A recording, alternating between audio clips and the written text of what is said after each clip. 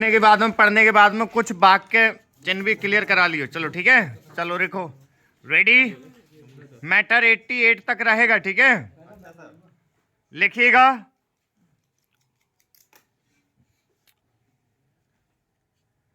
बिहार में जहरीली शराब से करीब 50 लोगों की मौत के बाद भी नीतीश कुमार सरकार शराबबंदी की अपनी नीति को लेकर जिस तरह अडिग नजर आ रही है, उससे यही स्पष्ट होता है कि वह यह बुनियादी बात समझने को तैयार नहीं कि दुनिया में कहीं भी शराबबंदी सफल नहीं हुई। इस पर हैरानी नहीं कि यह बिहार में भी नाकाम है। भले ही पुलिस प्रशासन शराब की अवैध बिक्री रोकने के लिए पूरा जोर लगाए रहता है, लेकिन सच यही है कि वह कहीं अधिक आसानी से उपलब्ध है। शराब की अवैध बिक्री के धंधे ने एक उद्योग का रूप ले लिया है और वह मांग पर वांछित स्थान पर पहुंचाई जा रही है। इससे ना तो शासन अनभिज्ञ हो सकता है और ना ही प्रशासन। शराबबंदी की नाकामी का पता अवैध तरीके से शराब बिक्री के आरोप में गिरफ्तार किए जाने वाले लोगों की संख्या से भी पता चलता है और शराब पीने वालों की पकड़ धकड़ से भी।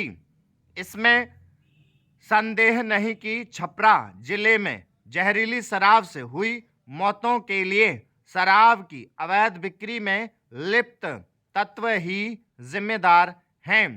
इस घटना ने यह भी स्पष्ट कर दिया कि बिहार में शराब चोरी छिपे बिक रही है और उसे अवैध तरीके से बनाया भी जा रहा है।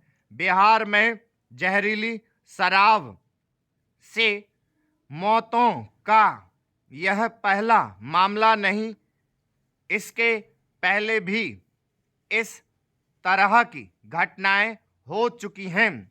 छपरा में जहरीली शराब से हुई मौतों पर यह कहकर पल्ला नहीं झाड़ा जा सकता कि जो शराब पिएगा वह तो मरेगा ही।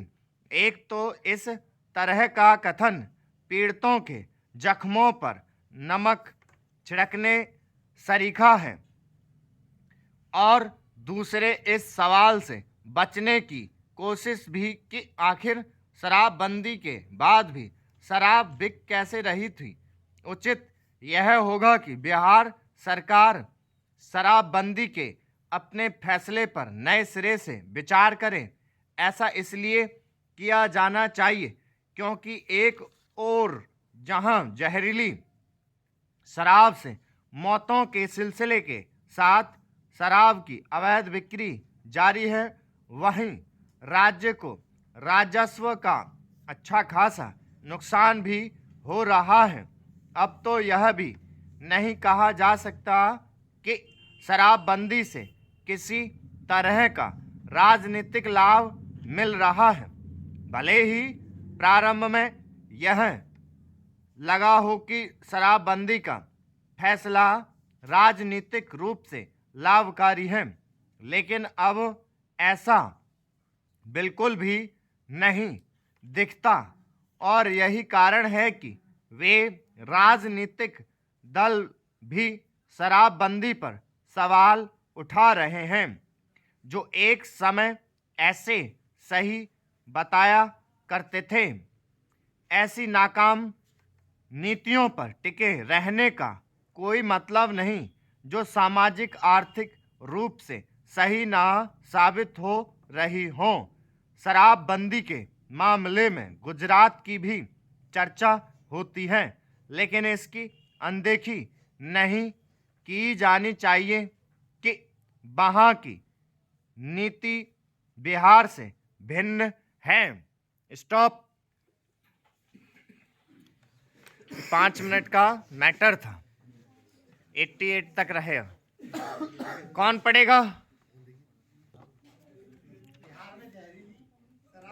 बिहार सरकार में जहरीली शराब शराबबंदी अपनी नीति को लेकर जिस तरह अड़िग नजर आ रही है, उससे यही स्पष्ट होता है कि वह यह बुनियादी बात समझने को तैयार नहीं कि दुनिया में कहीं भी शराबबंदी सफल नहीं हुई। इस पर हैरानी नहीं कि यह बिहार में भी नाकाम है। भले ही पुलिस प्रशासन शराब की अवैध बिक्री रोकने के लिए पूरी तरह पूरा जोर